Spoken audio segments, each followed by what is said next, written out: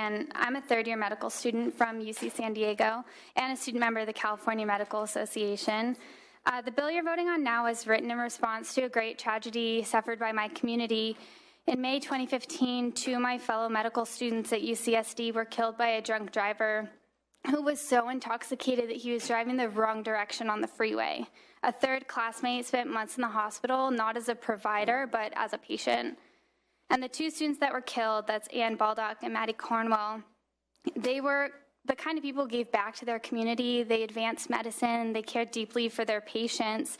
Anne was an aspiring neurosurgeon, and Maddie was just weeks away from boarding a flight to Africa to spend a year volunteering to help malnourished children.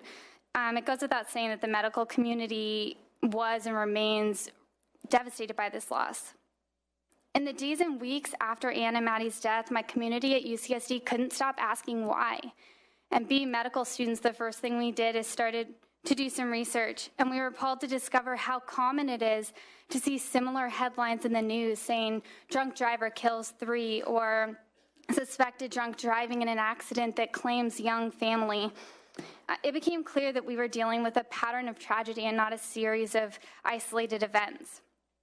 Our medical training teaches us that we need to identify causes of mortality and then implement evidence-based interventions to address them. And that is the exact process that led to the bill before you today. AB 1221 is a bill that will save lives on implementation without undue burden on industry or private sector. And just as we are taught to practice evidence-based medicine, AB 1221 is evidence-based legislation. The UCSD medical students are incredibly appreciative that Assemblymember Gonzalez-Fletcher authored this legislation and that our professional organization, the California Medical Association, joined as a sponsor. So I'm asking on behalf of myself and my school and the California Medical Association for an aye vote today on AB 1221. Thank you. Thank you. Next witness. Mr.